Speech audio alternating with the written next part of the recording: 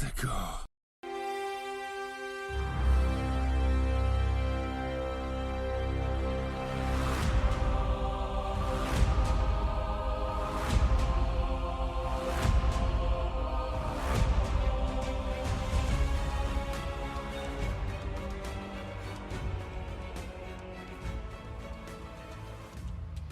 Welcome back, everyone, to another episode of Talking Smack, where we talk superheroes, movies, animation, and comics. I am your host, Josh Scar, and joining me this week is my Talking Lasso co-host, Joey Fitzgerald. Joey, how you doing? I'm very well, thank you. How are you doing, Josh? I'm doing all right. We have a couple of ringers in here this week that you brought in. You vouched for them, so we figured we'd bring them in.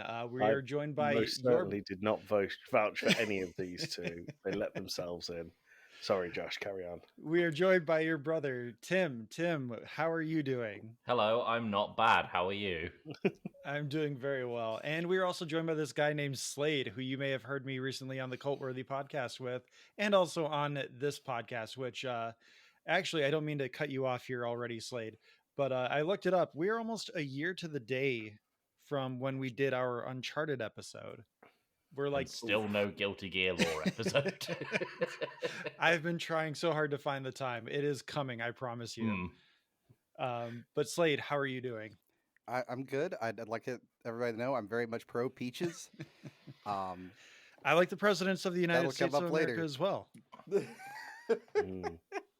We are joined by the Video Game Club. That includes Joey. This is not just a bit where we're promoting Talking Lasso. We are joined by the Video Game Club for obvious reasons. We're talking about the Mario Brothers movie today.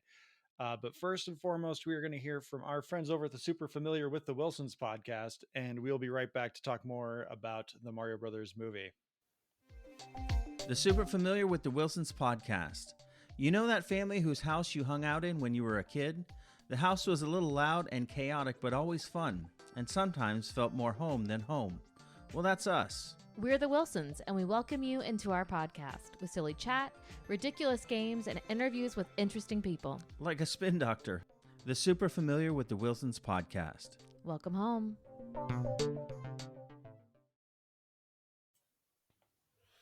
I feel really warm after hearing that. I feel cozy. I feel nice and welcome. As well you should. So before we get into today's review, let's let you guys plug your podcast because, among other things, I forgot to let you do that. And Tim and Joey, you actually have a podcast that is dropping today as the episode is dropping. Like, way to undercut my downloads.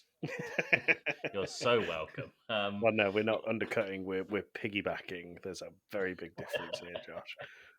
I believe the term is coattail riding, but Joey and I have got a little sub podcast on Game Club Pod called Two Blokes from Blighty.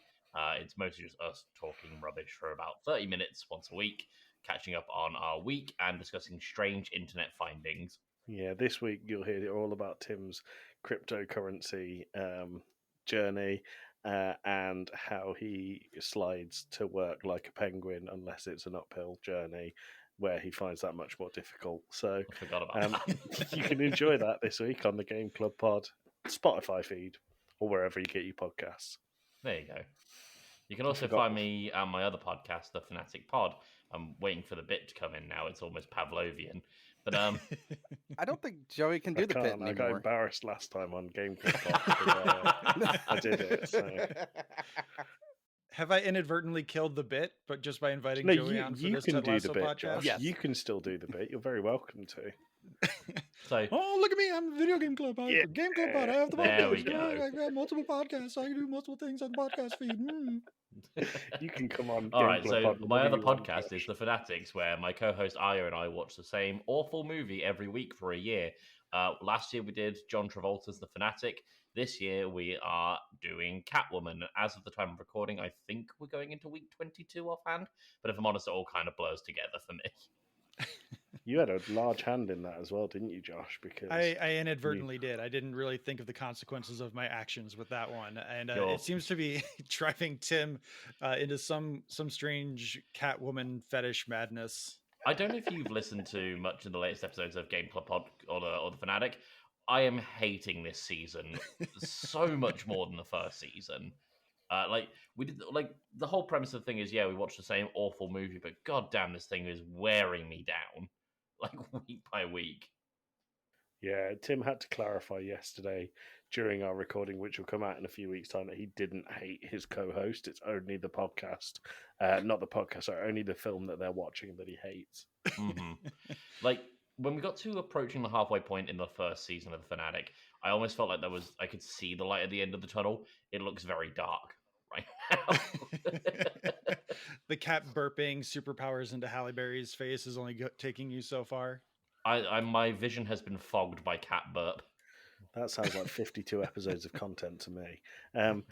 Slade, we've spoken a lot about The Fanatic. Can you plug Game Club Pod while we're all here? Sure. Do you want me Yeah, to plug do the it. whole No, pod no, or do my all of sub it. series on game? Okay. Well, we are the Video Game Club podcast. You can find us over on your podcast provider of choice and all the sketchy ones as well, where once every 2 weeks we record an episode about a video game, not too dissimilar from a book club. Amazing. Oh, Game Club Pod. That's right. We changed our name, and I forget that. Yeah, when I was doing the squeaky voice bit, I had to correct myself because I said the VGC and not the GCP. GCP. Yes. You'll find us on the New York stock market under GCP. You'll Yeah. find Slade at the YMCA. Yeah, just look for. Yep, just look for that. Or you can also check out our sub series of Between Two Pods, where we bring in other podcasts to interview and just learn a little bit something else. Not always about games. Yeah, I like that you guys are keeping regular content flowing into the Game Club Pod feed just to kind of make sure everyone's still like, oh yeah, these guys. It's all about pumping those numbers, baby. Then you just dropped your Half-Life 2 episodes 1 and 2 episode as of Monday, the day Yeah. we're recording this. Yes. We had a really good time. Yes, and It's an okay time. yeah. It was a time. And our next episode of Between Two Pods is I have the Fanatics It's on true. to talk. It's to me all very about. circular. We just keep making podcasts for ourselves and then listening to them ourselves, and then we make another podcast for ourselves about listening Eventually, to the that circle podcast. jerking will pay off.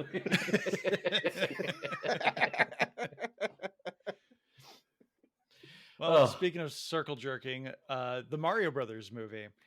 I don't know what that's supposed to mean. I just felt like transitioning somehow. You're the king of segues, Josh. Peaches, peaches, peaches. Shut up, Slade. We'll get to that. He's trying to kick off a Star Wars that I don't know that's going to happen or not yet. So Mario Brothers movie dropped this week, and I find it funny that Slade's antagonizing me despite the fact that he was all week, all month building up to this. He's like, I'm bringing my fucking notebook and I'm going to be so mad sitting in that theater. And now he's antagonizing me because he enjoyed the movie to some extent, it would seem. But it opened to a record-setting $204.6 million domestic 5-day opening, $377 million over that same 5-day weekend. I don't know why Easter starts on Wednesday instead of Thursday or Friday, but okay. It's like Black Friday. It starts in with August now or something. Yes. But it's still a massive opening. For context, the Marvel's Avengers in 2012 that opened on a 3-day weekend at $206 million. So over 5 days, this opened at 204.6. So it's not too terribly far off. I have some theories as to why this is such a massive thing. The main thing being it's Mario recognizable IP, and the trailers did make this movie look like it's a lot of fun. And I will say it is a lot of fun, but I'm going to get into critiques and such as a little bit later. But gentlemen, let's start with you guys. Slade, since you were the one that was dreading this whole sequence of events, let's start with you. What were your thoughts on the film? Non-spoiler thoughts on the film. I wasn't dreading the film. It's going to a theater that I dread. Let's be clear. I don't want to go to the theater. I want to watch the movie though. It sounds like an excuse. Just not a fan of going to the theater, to be honest. But it was a really good time. I had a lot of fun. I was a little worried about the voice casting at first. We'll probably get into that later, but pleasantly surprised is what I would say. But I had a good time. Joey, non-spoiler thoughts from you? Yeah, my non-spoiler thoughts echo Slade's. I went in there and really expected to be bothered all the way through by Linda from Bob's Burgers playing Mario. Sorry, Chris Pratt playing Mario. And I think once you get over it, it was a really good time and fun. It's not without its flaws, which I'm sure we'll get into. Um, my theatre experience was very similar to Slade's. People need to control their children at the theatre. Um, but every time there was a nod to any other Mario game, the kids behind me was like, "Oh my god, that's a nod to blah blah blah blah blah," and I was like, "I know, I'm watching the same fucking movie as you are." And but the film itself was fun, was really really fun. I don't So know if those are you my listened to the non-spoilers. Dungeons and Dragons episode, but basically the experience you had was the experience I had at Dungeons and Dragons with a dad being like, "Oh, that's a mimic. That's a mimic." And he would also explain like the jokes as well. He's like, "Ha ha, it's a joke. You get it? This is why it's funny, kid."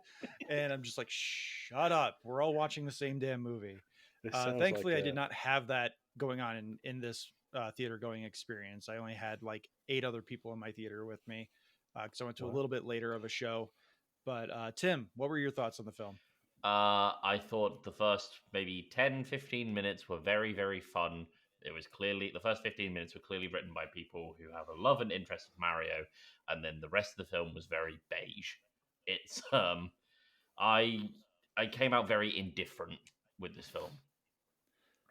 I honestly, I would agree with that. To borrow a phrase that you guys like to use on the Game Club pod, I found it to be a very inoffensively fun movie. I It's very didn't middle think, of the road. yeah, I didn't think this was anything groundbreaking. It set records, I think, because this may be a phrase that's going to come back to bite me, but this is, to me, this is kind of like the Nickelback of animated features. It's just it's just very basic and can be generally pleasing to all audiences, but it's not going to hit the things that you want from it if you're looking for something more.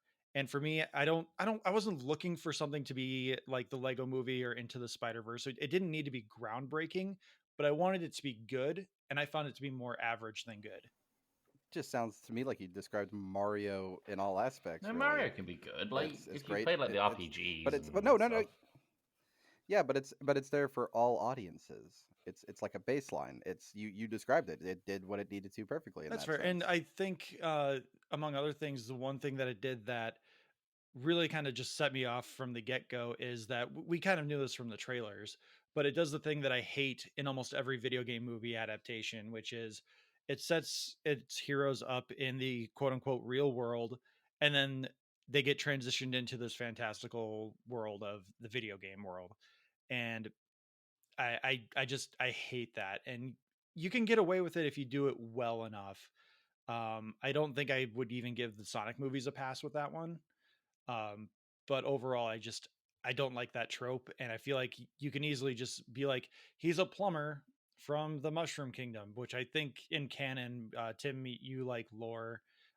Maybe Mario is canonically from Brooklyn, so like maybe they just still wanted to pay homage to that, or maybe they were homaging the 1993 movie. I don't Yeah, know. from what I can tell, it's a reference to the Yes. Bob Hoskins movie. Yeah, that's what the whole intro was essentially. I'm going to get into it when we talk more spoilers and stuff, but it seems strange to pay homage to that movie when there's already like a pre-established Mario lore that they're kind of strongly adhering to. Yeah, I think one Fucking of hell, I those. just said the words Mario lore. I think one of the things that the movie kind of glossed over is isn't Mario canonically like 33 at all times, or like 27? He's somewhere 33. between those age. Yeah. Which is a weird thing to think that Mario has an age. Like, I don't know. I just always pictured him as like late 30s, early 40s, but 33. Okay. But In the let's prime of move into that plumber spoiler life. territory. And before we do, let's give our Talking Smack ratings before we move on, which is must see or pass. Let's go in reverse order here. Tim, would you give this a must see or pass? For fans of video games, yeah, go see it. For everyone else, no. Give it a pass. Am I allowed to do that, or do I have to Yeah, pick a lane? no, you can. I'll let you do what you got to do. Joey, how about you? I thought this was a must see. I thought it was really fun the whole way through. And Tim taking up 2 lanes is not only selfish but wrong. I think that although I understand what you're saying, for fans of the video games, there was definitely things within there that we'll talk about more in a little bit that I thought, oh, that's from the game. That's a subtle nod to this. That's a subtle nod to that. But I don't think it needed that. And there's bits of the movie where it's really clear that prior knowledge wasn't needed to enjoy the scenes. So yeah, I think must see. Slade? I would say absolutely, it's a must see. You need it's a good time overall. I'm gonna say it's a pass for me as well. I think the score is amazing. I could listen to the score all day. I loved the little musical cues, but the movie overall is extraordinarily average, and it's not what I would have wanted to see out of a Mario movie. It's like I said, it's breaking records because it is so like general audience appeasing, but for me, it didn't hit the right, no pun intended, right notes for me. Well, Mario's the most widely recognized gaming like mascot and arguably IP of all time. And so yeah, it's naturally going to pull in these numbers. But to me anyway, while I was watching this, the first 15 minutes I loved. I loved that first 15 minutes because it was packed full of references. I'll go into some of my favorites later on, but it felt like the writers, after about the 15-minute mark, were like, oh, well, we have a franchise that can't fail. And they just didn't really push with that. I'm not expecting groundbreaking story from the Mario movie, but they've done things like the Mario RPG series before that have had twists and turns. If they're so willing to pull from other games, why not that as well? Because Nintendo's not actively trying to sell those right now. True. Aside from the one on the Switch. Yeah. Before we move on into our spoiler territory, we do have a couple of reviews from other podcasts. We have our guy Caesar at the No on 15 Allcast. He said, it's a cute movie with some fan service in there for sure. I think some is a little generous, but he's not wrong in everything else. The Nomads of Fantasy said, it's 100% it's 100% I can't say 100% fan. 100% fan service. I watched it and thought it was a great movie regardless. Yeah, I would say almost entirely 100% fan service. There's not like a single second wasted where they're not referencing something on screen, I think. But let's move into spoiler territory here. We're not going to go sequentially, I don't think, through the movie beat by beat. I think if you've seen the trailers, you've basically seen the movie. You're just kind of missing context and the story thread.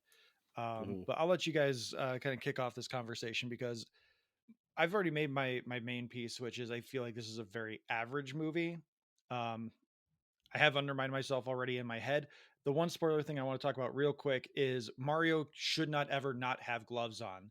Seeing Mario with fleshy hands was just like the weirdest, grossest thing in my brain at that moment. And I was like, no. Did you ever see the Sonic Sat AM cartoons where Sonic didn't have shoes on and you saw his human-like feet? It felt a bit like that. Oh, you mean like the Sonic posters they released before the redesign? Exactly. Really hairy human legs. Yeah. Like, hang on, I'm reaching over my desk here, like my framed picture of Meow's Sonic. If anyone else in the world presented a framed picture that was immediately in front of them while they were talking about Sonic, I would be so surprised. As it's you, Tim. You've clearly not listened to the podcast because Matt and Lewis have some really weird lore knowledge with the comics, and like they will go off on 20-minute tangents about the Sonic comics that I'm pretty sure I've cut out at least 20 to 30 minutes of our content from them talking about the Sonic comics alone. A framed photo of the bad design of Sonic staring at you at all times is... He sits under my audio interface. Tim, all over. You should make that your Steam Deck boot up image is the I so should, you're right. Can you add the audio of meow as well, like for the boot up sound? Absolutely. So going back to the Mario Brothers movie, there's a few things that so Josh, you said something that I'd really like to ask you. You said for a Mario movie, it didn't hit what you wanted it to. What did you want it to hit? Because this hit absolutely everything I expected of a Mario movie. I was expecting something maybe a little bit more narratively driven. Like maybe that is expecting too much from a Mario movie. But I mean, I was expecting something kind of akin to the cartoon from the early 90s where you had a normal running narrative, but this just really felt very basic, where again you have the real world humans come into this hyper crazy alternate reality, and they have to stop the world from ending because bad guy, where in this case you have to stop a wedding and save your brother. But It's I like would Space argue Jam that. in that way. But I would argue that the games are very much humans in a weird Yeah. world stopping a wedding for Super Mario Odyssey, the latest one, or stopping bad guy, which is always Bowser, trying to marry the princess or kidnap the princess. And that's exactly what this movie hit on the head for me. I don't think that much context is even needed for like a Mario plot setup. It's just like, you're Mario, go, fix whatever's broken. There's an island covered in pollution. Here's a water gun. Have fun. Clean up the island. Oh, hey, your princess is in another castle. Go find her. You don't need much context. It's a very simple plot, and I understand the critique of it. I guess, as Josh is saying, it being very basic. We could say it's the vanilla plot, but that's why also vanilla is like the greatest flavor of all time, because you can do anything with it. You can go That's anywhere fair. with it. And those aren't invalid points. I just think that you could have done something more with it, instead of the narrative basically being Luigi needs to be saved. Let's make a bunch of references that progress the plot to the point where we can have the next action beat. Okay, fair enough. Right. Well, it's also, this is like Shigeru Miyamoto's like love baby. He's always wanted to do this kind of thing. So that I There's kind something of very toe expected it. curling about the phrase "love baby." Uh, to kind of touch on my very brief thoughts, as I said, first 15 minutes were outstanding to me. It was packed with reference after reference after reference, like Charles Martinet, the video game voice actor for Mario, playing Jumpman, like the character who is also playing an arcade Jumpman in the Brooklyn in Punch Out Pizza Cafe, which is another reference. They're accosted by Foreman Spike from the game Wrecking Crew, who was Mario's first appearance. That's really cool. When they're in the sewers, like when they're, I don't know if anyone, and if you guys pick this up, this is my Mayor favorite Pauline. tiny little nod. Mayor Pauline was good, but when they're actually in the sewers, right before Luigi gets sucked into the pipe, there is a sign at the back that says you are now entering level 1-2, which Yes. is the sewer level in the And first Mario. you get the Yep. get the musical cue too, where you hear da da da da da. No. Yeah, like that was a really, really cool reference. And there was the odd thing, like there was a lot of nice, neat nods to the Mario 3D World games, like the cat suit and the platform types that they had and what have you. But then it just was like, oh, Mario Kart's cool, and there's a Luma that looks nothing like the Luma. A plot's over. Go home, everyone. That's what it felt like to me. Although there was a big highlight, there's a massive Mario Kart section in the game where they're driving along the Rainbow Road to get from the Donkey Kong Kingdom back to the Mushroom Kingdom, and Cranky Kong says, "Oh well, we're gonna need carts," and like it cuts down to this kart workshop, and some 5-year-old kid in the audience behind me went, oh, "That's why they call it Mario Kart," and I was like, okay. I was like, "Oh, it's a smart one, that one." And also, you mentioned the audio cues before, like he went into the pipe, and the very recognizable Mario audio cues all the way through this were so good. I text Tim as soon as I got out of the cinema saying how much I enjoyed the sound design of this movie, and particularly the score of it, with the caveat of why did they include so much licensed music that wasn't needed? That was another big complaints of mine, is the fact that they, again, going in the very crowd pleasing way, they brought in the "I need a hero" or "In need of a hero," whatever the name of the song is. Like, oh geez, you can't. They did that in Shrek 2, and even back then it was already outdone. That one wasn't my main gripe. The one that I'm thinking particularly of is when so I don't know, Josh, if it's worth going through the story, or if we've kind of already done it by saying it's at every Mario game ever. But they decide that to beat Bowser they have to go to the Kong Kingdom and get their army to have the strength to beat Bowser. And when they get there, they jump in a cart that's driven by miscellaneous Kong, and he drives through the Kong Kingdom to give you like a taste of what it looks like. And they played "Take on Me" by Aha. Yes. And there's leaked footage of what that scene was originally with the Donkey Kong music, and it's 10 times better. They could have put the DK music from like Mario Kart Double Dash, like doing DK Mountain. That would have been way more fitting. I was really upset that they did not bring in the SNES Donkey Kong Country theme. I was waiting for that cue, the do do do do do do do. Yeah. If Or I even if I just like find the video, that one. Yeah, that's that the one one too. that they cut out, Tim. Oh, well, that's even more infuriating. Yeah. I'll find the clip and I'll send it to you all. But it's it was a shame. I feel like there's definite pressure from the studio to add licensed music where it wasn't needed. And they even was it at the end of the movie where they took the opening music from Mr. Blue Sky? Mm-hmm. They from Guardians of the Galaxy 2, which I know it's not from Guardians of the Galaxy 2, but like really ballsy to take a song that a lot of people have associated with Dancing Groot and try and reappropriate it to the end of the Mario Brothers movie. Yeah. While we're talking about music, we should probably talk about the giant turtle in the room. There is going to be something that I know is going to be promoted all over places like YouTube and TikTok, and it's Bowser's stupid Peaches song. I where blame he says Slade the for word. it. Yeah. I'm here for the Peaches song. I will hear nothing I'm bad going to about the tell you Peaches something song. bad. I was in the theater singing the Peaches song. Okay, well, you're all right? a bad cinema goer. No, children are bad. If you're cinema singing goers. along to a movie, you're a bad cinema goer. You got to tell me you're not going to sing along to Jack Black Yes. singing Peaches. Yes. The cinematic, the audio masterpiece that it I is. hate the fact that because this film's box office gross is so large, and that it's technically an original score for that song, it could be a contender for an Oscar. I hate that. I love it. I love But like it. the rest of the score, in the most shitposty way, the I rest love of the it. score was fantastic. Like Yes. really, really well done. Like a great use of Koji Kondo's work.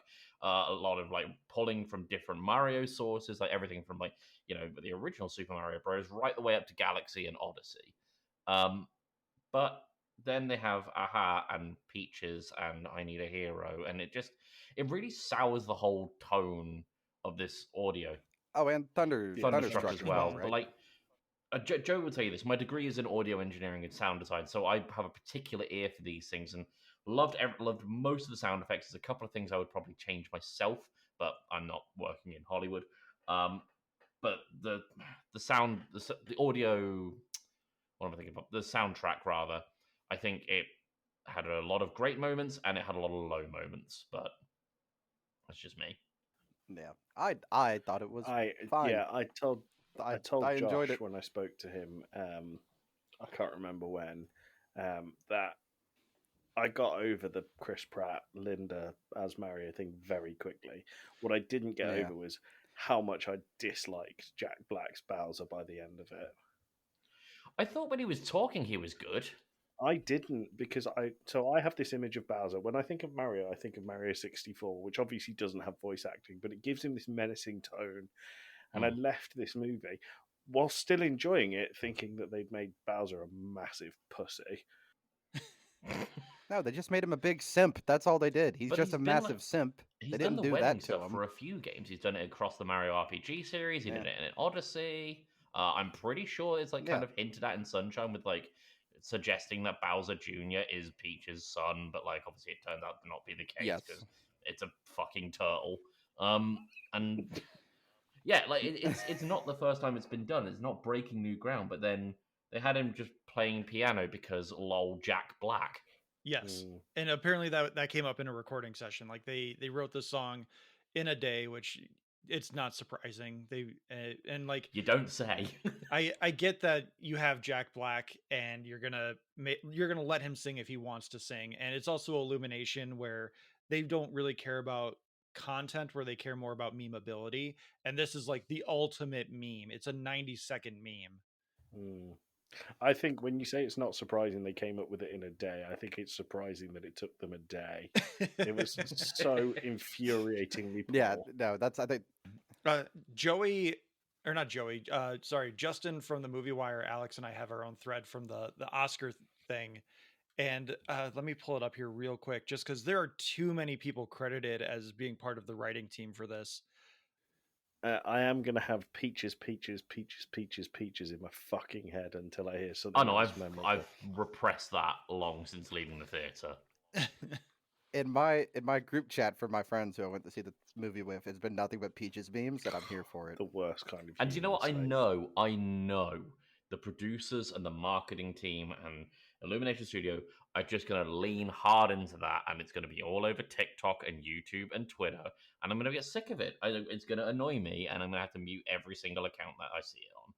But Josh, here's a question for you, because I know you love the Peaches song so much, but your I'm second getting ready to favorite push thing that in this Star Wars film button, Slade. is your second favorite thing is the Seth Rogen laugh. Infamously, love Yeah, it. Now, I cringed. which one? I would deal which with the one? Seth Rogen laugh Would over you an have? overlong parody song Oh, that people are gonna like. We literally have already discussed the fact that this song would not exist if Jack Black was not in this movie.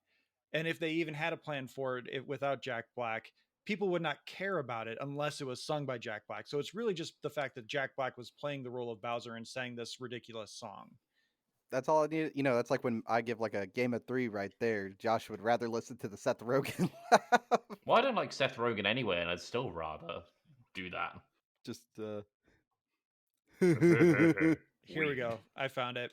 So co-written by Jack Black, film directors Aaron Horvath and Michael Janik, as well as Eric Osmond and John Spiker. So there are 5 credited people to have written this song You should all be ashamed of yourselves. that all could win Oscars if the Academy decides to make an even bigger fool of itself.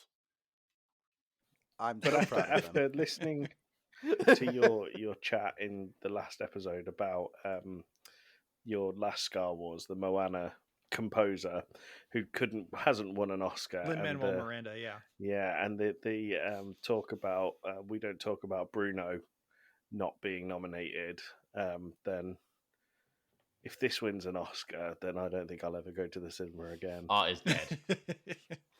Well, I mean, the first Suicide Squad from 2016 is an Academy Award-winning movie, which I talk about way more than I should because of how much ridiculousness is associated with the fact that it won for Best Makeup when other movies were more deserving that year. But I'm not going to get into that. Sure. And how yeah, Jared Leto's Joker was the best one of the lot. No, just me. You're getting me so close to pushing that Star Wars button. But going back to Joey's point about Bowser, I bought into that. Like you have the lovability of Jack Black and the fact that he's this lovelorn Bowser, and I felt like it played into Bowser more from like Paper Mario and the Thousand Year Door. There's like one sequence that always sticks out to me where this guy has like a poster of Peach in his house in like a Toad village, and the Bowser sees it from a distance. He's like, Peach is there. And then he goes in and he like proclaims his love to Peach, or he's like, I'm here to rescue you. I'm going to be the hero of this story. And then the guy like rolls up his curtain and the poster goes with it. And he's like, oh, I'm going to look like such a dork, like a guy that talks to posters. Yeah, I think it was fun. The only voice that actually genuinely bothered me was Seth Rogen's voice. Everybody else was great though. Keegan-Michael Key, Charlie Day is fantastic. I'm quite impressed by Chris Pratt. I don't know if I just had something mentally worse in my head. It but was an I think he interesting did fine. choice to open the Mario Brothers on that commercial where they both do like quite convincing good Mario accents, and only for them to cut out of that and go, do you think that the accent was too strong or too stupid or whatever? And they go, no, it's fine for the trailer, and they didn't include it in the trailer. It's almost signaling like, yeah, we didn't want to carry on with the accent. But I will agree that I don't agree with that Chris Pratt was good. I think he was average. Like everything else, it was in the better movie than is I very expected. average. But Charlie Day was a highlight for me. He's way up there. Him and Keegan-Michael Yes. Key, they were two big highlights And for voices. Kevin Michael Richardson as Comic, I liked that a lot, which I don't think they actually name dropped Comic. But Kevin Michael Richardson, some of you may know better as Cleveland Jr. in Family Guy and The Cleveland Show. So he's got amazing range because he's usually that like deep voiced guy that you'll hear in a lot of shows too. He played Panthro in the short-lived 2011 Thundercats remake. But if there was anything in the voice cast, I think everyone did well enough in the case of like Chris Pratt. Seth Rogen did Seth Rogen. He's not really voice acting. Um, the one thing that bothered me out of any of the performances wasn't necessarily the voice. It was the way they animated Peach's mouth and the way that Yeah. Anya Taylor-Joy spoke for her. There's that sequence where we were first introduced to Peach in her war room, and her like head counsel Toad, the syncing does not line up with him at all. Like it almost felt like a Godzilla movie. And then the first few lines from Peach also felt like a dub from a Godzilla or anime, where just like the way Anya Taylor-Joy is performing the role with what they put on camera on film in the animation did not line up at all. Like she's putting Oh, a little more emotion into it, where Peach is very stoic in the animation. I There were didn't pick points up where on that. Peach's facial animation looked great when they're in the fire field, for example, the Yes, Fireflower field. It looked great. when she's Um, very calm, yeah, it's great. But when she's being a little more animated, the mouth is always really tight. hmm, It never it's really not much expands with it. movement. Yeah, it's really weird. Like the animators didn't quite, maybe they didn't get the performance before they had to finalize everything. I don't know, but the syncing was really weird to me. I think we've dumped on this movie quite a lot, but there was a lot of redeemable factors. Yeah. Before we move on to more redeemable factors, I would like to lay one more dump down. Um, I think they missed such an opportunity by not having a Luigi's Mansion section. They Yes, had in the Dark World. the Yes, Dark yes. Lands, They had and picked that up the was flashlight. They had the woods. It was there. I have that in my notes and saying that Dry Bones is one of the most terrifying things I've seen well, in quite a it was the while. best in my opinion. It was the best section of the movie was Luigi in the Darklands, and I still think they missed a trick with it. They had him go into a castle. The quote unquote jump scare joke with the Shy Guys behind him when the thunder struck was really funny.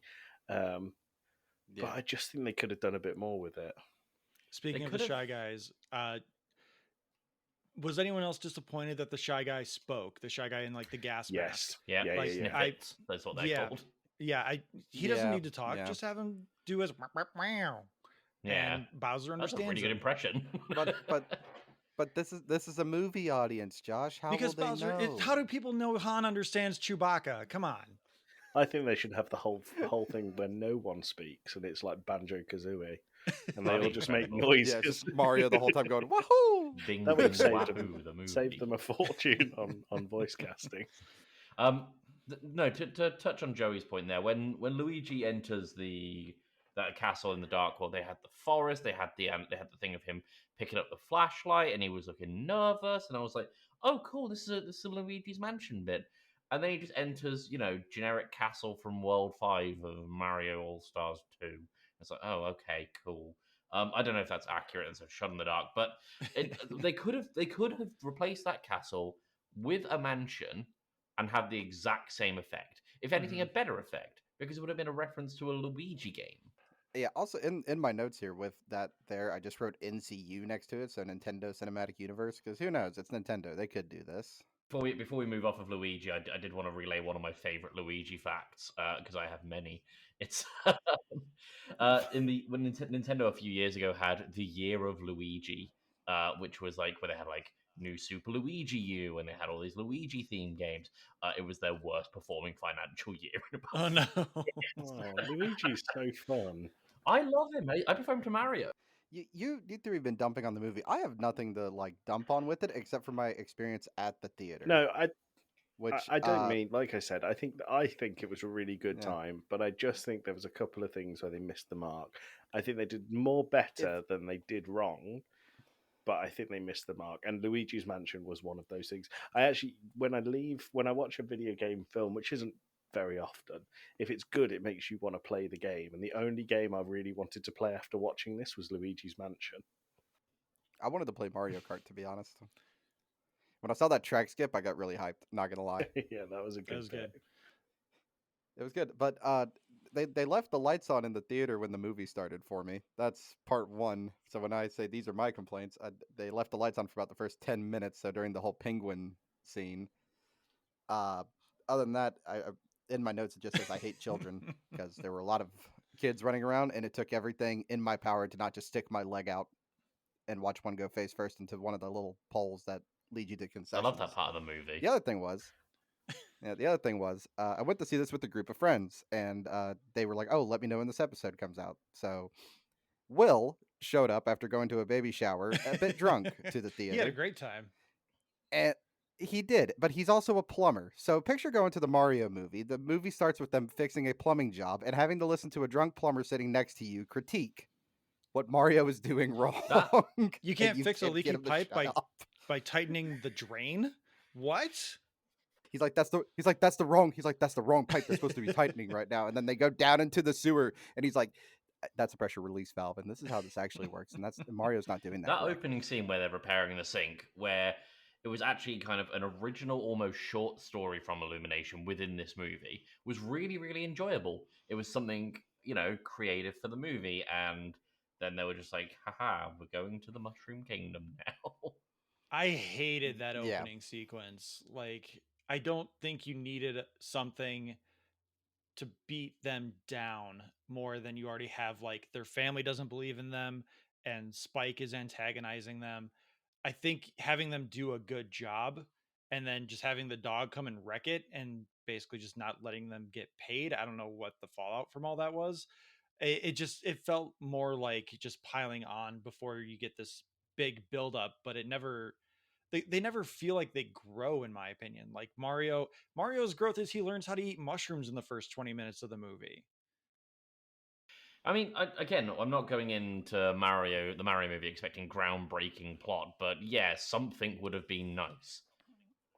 Luigi getting braver, for example, would have been really, really good. But he does that at the end of the movie when he blocks. Yes, when he's blocking Bowser's fire for Mario, he calls it a manhole, but that's about it. No, that's not a character arc. He was hiding in the trash can beforehand. He's hiding behind a manhole. It's just a trash can without the sides. He also could have just squeezed out of the bars from his cell and climbed out. Yeah, but then he wouldn't be able to listen to the best character in the movie, the little Luma. That thing was hilarious. That was a character for the 5-year-olds. Oh my god! Yeah, the little suicidal character, the sweet release of death. That thing had me just laughing like hell. I'm with Slade on this. A lot of it, and I think I do not agree with Tim that it wasn't him being brave at the end. There was this whole whole running theme of we are okay as long as we're together, and then Bowser's fire breath, which we've seen can absolutely annihilate anything it hits, and Luigi jumps in front of it for his brother. That's so him getting braver. There was no progression of that other than him like reminiscing about how often Mario comes to save him, and then he gets the opportunity to save Mario, and he does. Okay, great. But we don't see him progress into that. It's one extreme to the other. Well, you haven't seen him much of the movie when you think about it. He's there for half the movie. Not really. He is. He's there in the beginning, and then he's in prison pretty much the whole time until the end. Well, yeah, that's kind of his whole story arc. But like, in terms of actual interactions with Luigi, we could have had the whole thing of maybe Luigi reminiscing, being like, "Oh, Mario's always come to save me," and then he'll maybe tell the penguin about like the baby Mario scene or whatever it is, and then that would have been like, "Oh wow, he's thought back to that moment." Not Bowser's had some spicy food. Better think about the time that a bully kicked my sandcastle in or whatever it was. It sounds to me like you have described exactly what they do in the movie, just in a different section. So, hard to disagree with you, Tim. Yeah, so move it. It would make for a better story arc. You're overthinking Mario. It doesn't need to be that complicated. But it can be that complicated. It's not Final Fantasy. It's Mario. I'm not asking it to be Final Fantasy, but I'm asking it for a bit of depth, which they've done. Slade, have you seen the Final Fantasy movie? It's not good. It tries to be too deep. It's all over the place. I love Final Fantasy, and that movie is nonsense. It's kind of why I love that. You're just you asking could easily too add much. 5 to 10 minutes of this movie of just Luigi, and it would make the movie better. I'm not saying I disagree, but I think it's fine. Yeah, even it's without Nickelback. It, is what It's I'm fine. Saying. It's not. It's beige. It's Paul Rudd. It's like I said. It's vanilla, but you know what? Like, vanilla is S tier ice cream because you can do anything to it. You can add any other flavor to it. That's why it's great. Can we just agree that this film will never make it as a wise man? It will never make it as a poor man stealing. As a poor man stealing. It's tired of living as a blind man. Joey had to look up those lyrics. Tim did not, just so everyone knows. Just so you know, I didn't. I've seen Nickelback live, and they were very good live. So, oh man, I'll have to introduce you to Scotty. Nickelback's one of his favorite bands. So yeah, I have been shitting on this movie for a while, but I will say one of the things that this movie does do really well is it does not hold our hand. There's that moment where Peach grabs the fire flower, which is in a lot of the trailers now, and Mario's not like, "Oh wow, how'd you do that?" Or he gets the Tanuki suit and like, "Oh wow, how do you fly?" I don't know. They don't care. They just know that the Tanuki suit can fly, and so he can fly. They don't waste time doing training montages outside of Mario first learning how to use the mushroom power up. It's the same for the plot. It's definitely not. No, it's not.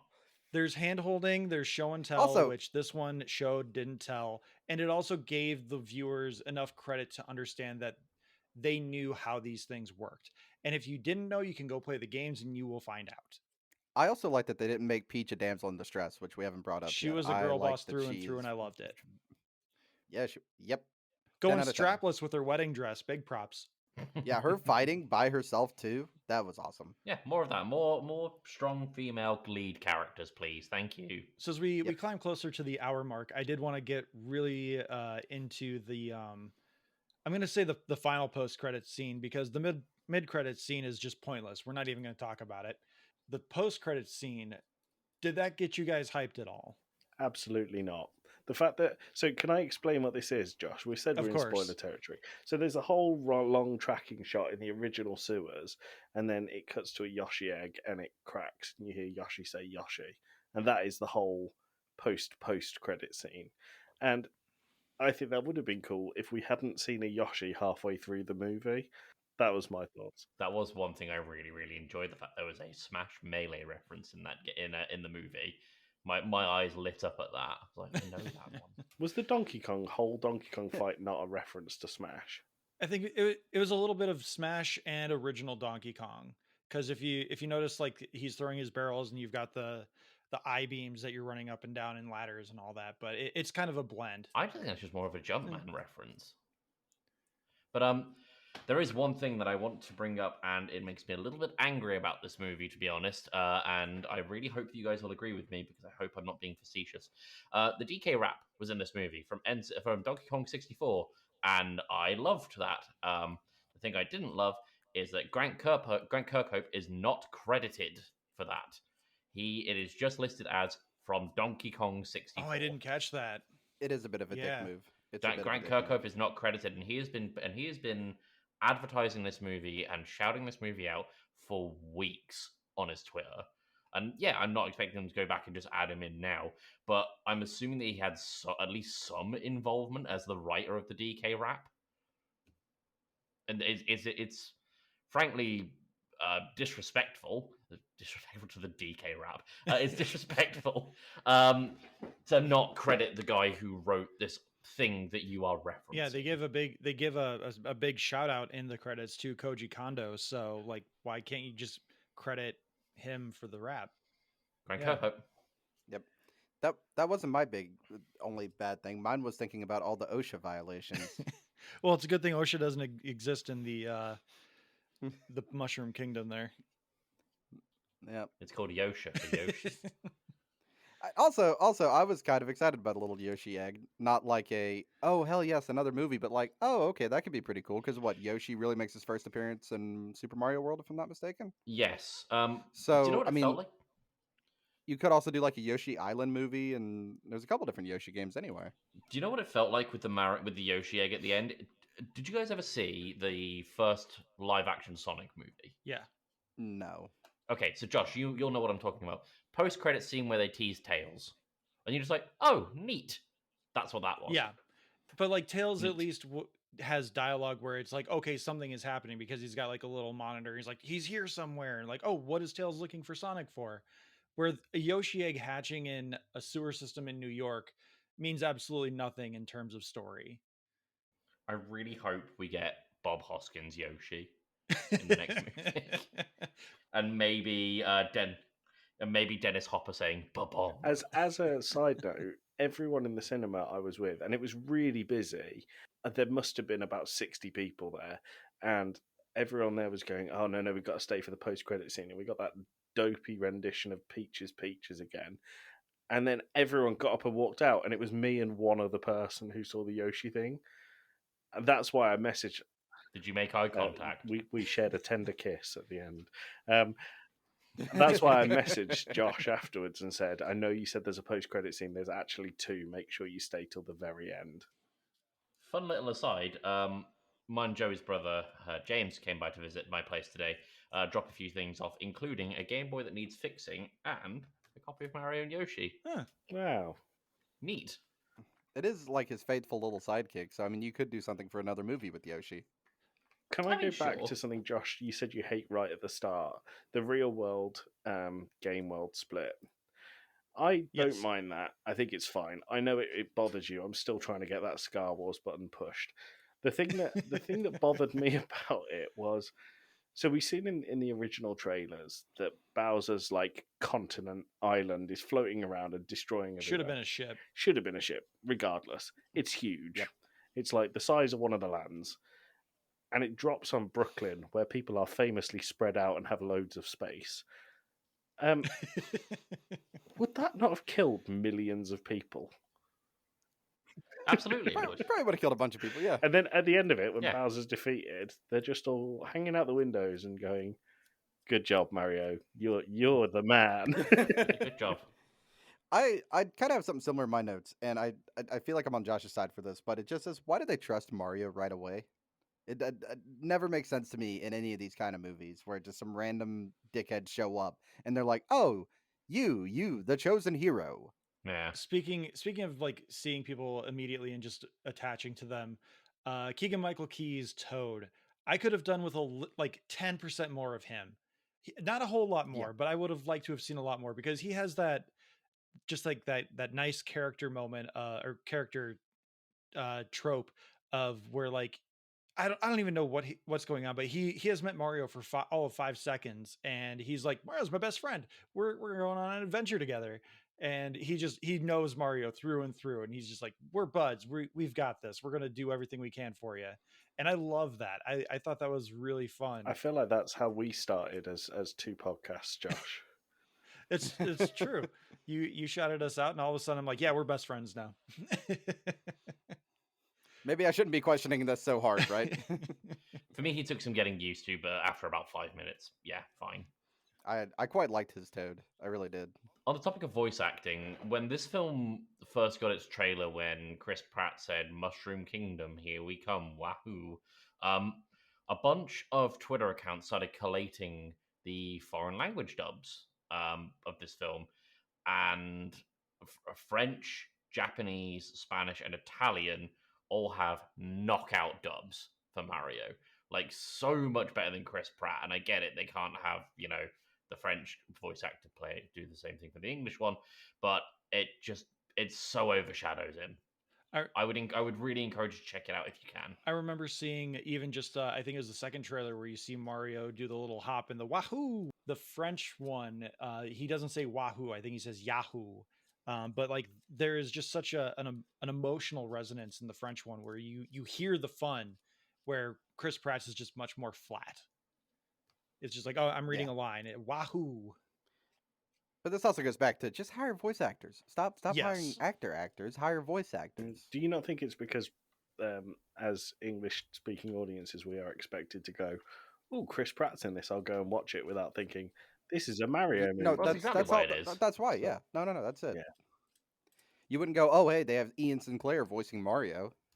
You wouldn't You know who might that do. is. Tim would. Yeah. But yeah, I think I hate that I'm drawing this comparison. How many of you guys have seen the Lion King remake?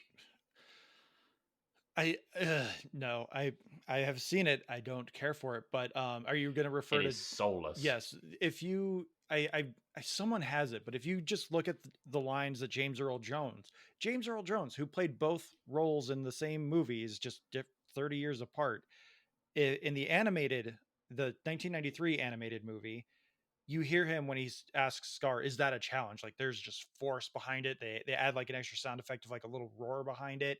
It's so powerful. And then in the 2018 remake, you hear him and he's just like, "Is that a challenge?" I'll get to my point in a second, but one of my favorite James Earl Jones bits from the remake is when Scar comes up and he goes, "Simba's in the valley. Oh, Simba's down there," and James Earl Jones goes like, "Simba," like, "Oh, you goof." But my point is that movie, that Lion King live action, in massive air quotes, it's not Avatar, but it's what the marketing. Avatar animated.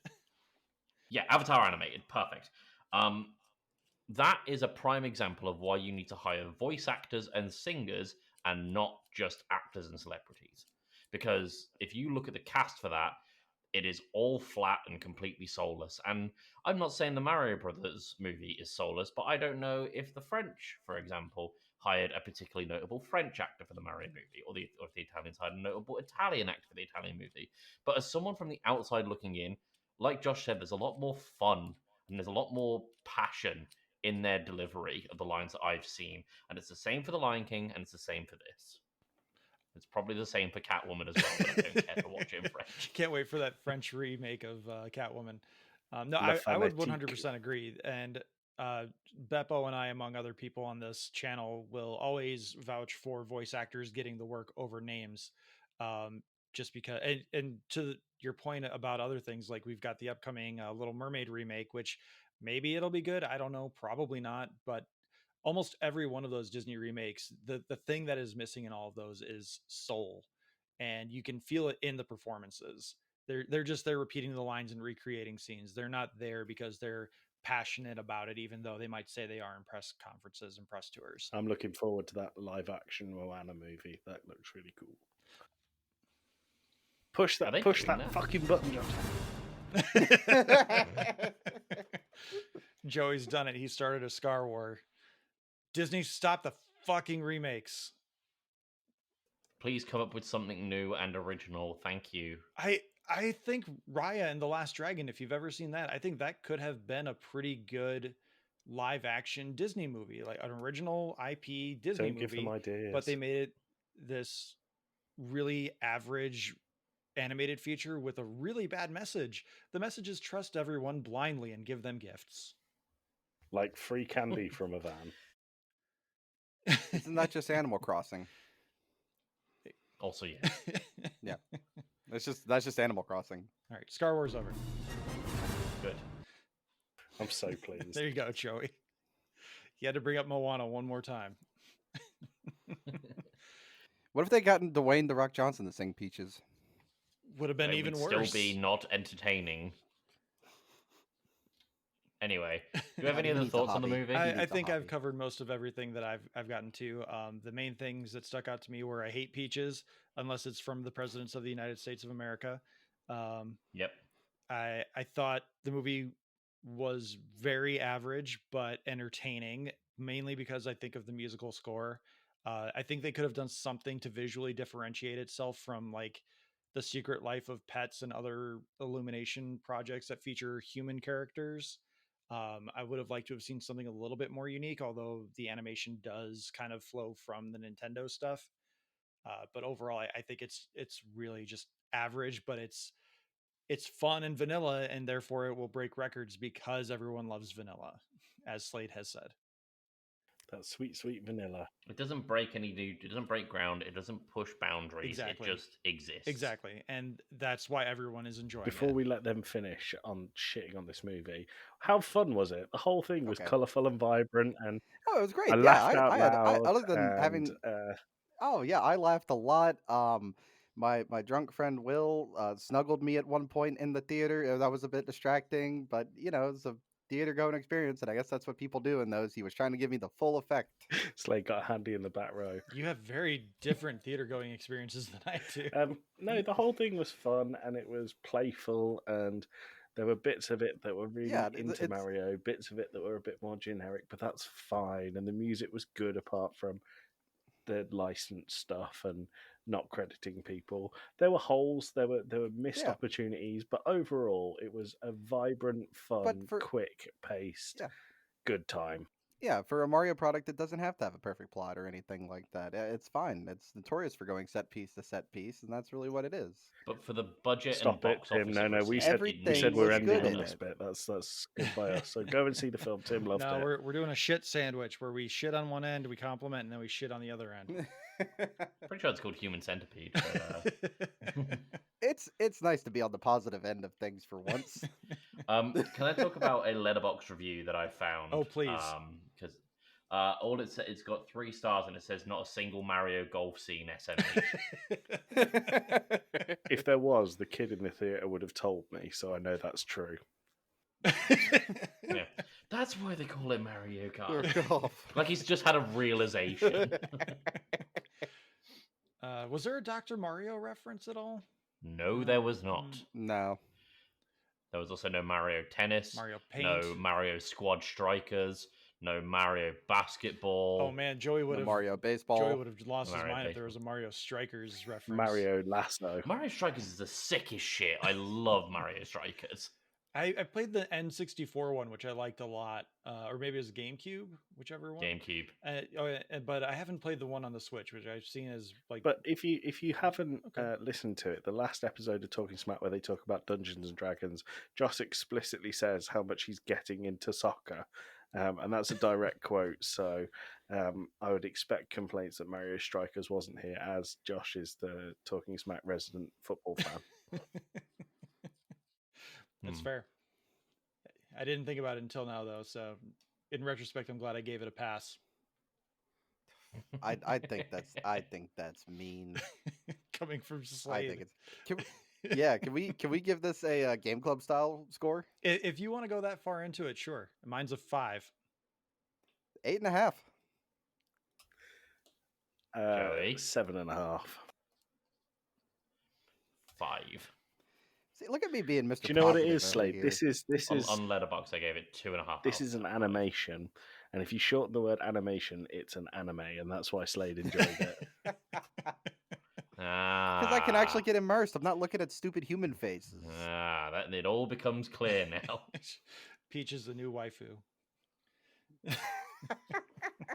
She has been. Did you know that Nintendo owns the rights to the Mario pornography? And let's stop talking about Mario on that. Yeah, let's hopefully in Mario 2 we'll see Daisy and maybe Rosalina, and then you hear like the browser's noise. And I think you meant to say Bowser's noise. Well recovered. Well done. Well, good job, Josh. With that, let's close it out here. You can follow me on Twitter at Josh_Scar and the podcast at Talking Smack Pod. Please join our Discord. It's we've got the link in the episode description. You can email us your thoughts and reviews of movies we'll be covering at tsmackpod@gmail.com. You can also tweet at us like we read with Caesar and the other podcast, which I'm forgetting. I'm sorry. I closed my phone, so I don't have that available. Thank you to Leo Allen for our musical themes. Thank you to Beppo for our original avatars and Retro Ale Studios for our Ricky avatar.